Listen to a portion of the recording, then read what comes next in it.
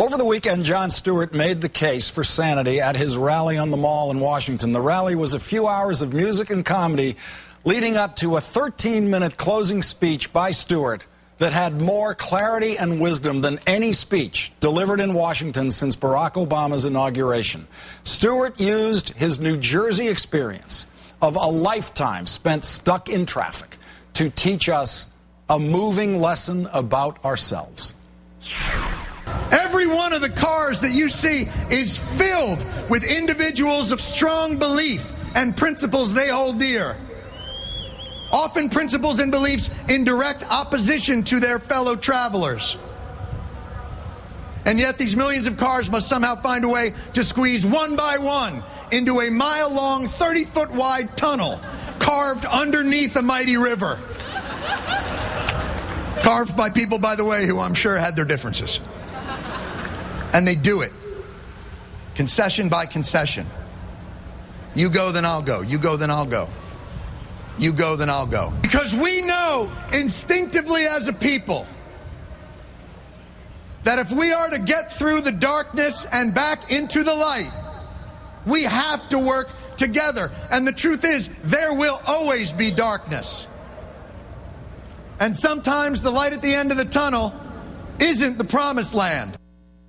Joining me now are Arianna Huffington, co-founder and editor-in-chief of the Huffington Post, and Nate Silver, the 538 blogger for the New York Times. Arianna, you were there. You were on the Mall with Jon Stewart. That moment of you go, then I'll go, you go, then I'll go, living concession by concession. I found that to be a very moving description of the way people live in the real world, and something that we haven't seen in Washington in as long as we can remember. I found it very moving, very powerful, and the contrast that he drew between the way people lead their lives most of the time and the way life is portrayed in the media, very important. You know, he actually called the media in a very Jeffersonian way the immune system of our democracy.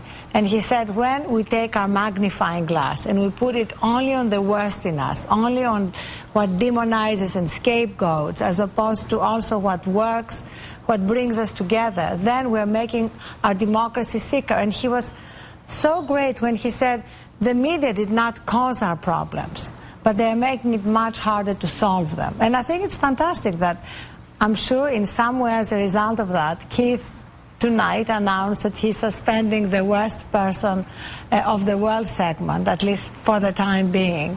I mean, it certainly has made me look at everything I say, everything I do, in a way that brings more of that spirit of how can we come together to get through the dark times that are undoubtedly here.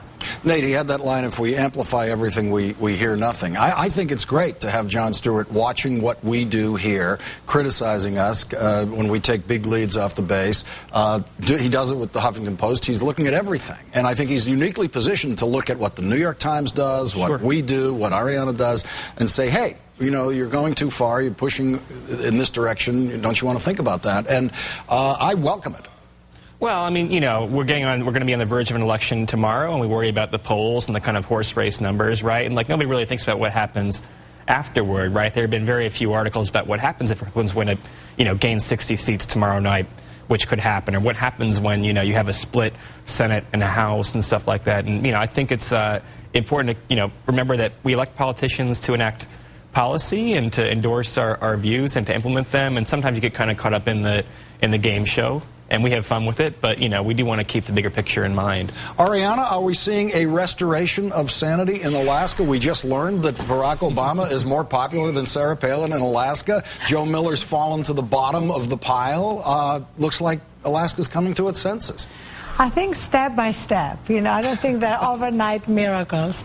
But I think any little step that changes the dynamic that we're living through, especially as in times of economic anxiety, as you know, Lawrence, you know, historically, that's when the worst comes out in people, because we come out of fear rather than rationality. And look at what happened in the 30s when we're actually deporting American citizens of Hispanic descent. So how can we prevent some of these extremes from actually enacting policy?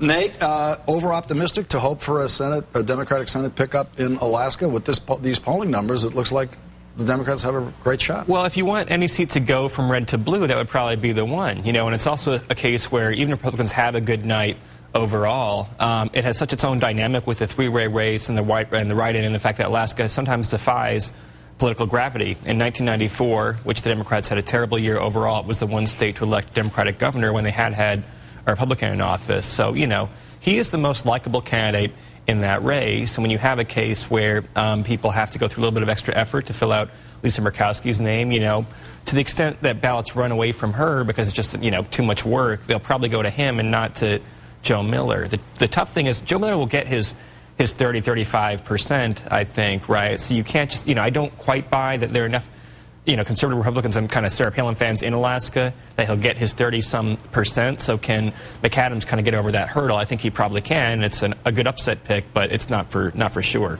Ariana, my polite request for an interview with the President of the United States on my new show is still pending. I have heard no word from the White House. I get it. I'm the new kid on the block. I have to wait in line. His next big national interview is with Mr. Ryan Seacrest. What did I do wrong? What is going on here? What's happened to the political discussion that Ryan Seacrest, as the president? I think the problem is that you have more likely voters watching your show than Ryan Seacrest. He has many, many more unlikely voters, and that's what is the last hope for Democrats, is to turn some of those unlikely voters that Nate has been writing about, who are at the moment probably going to be around 60% of the electorate, into likely voters. Even if they can get 1 or 2% of them to vote, Ryan Seacrest's audience is going to be old enough to vote maybe in 2012. What he's doing there. Stand by, guys. Ariana and Nate, just hang on a second. We're going to be back with more about the midterms with Ariana and Nate.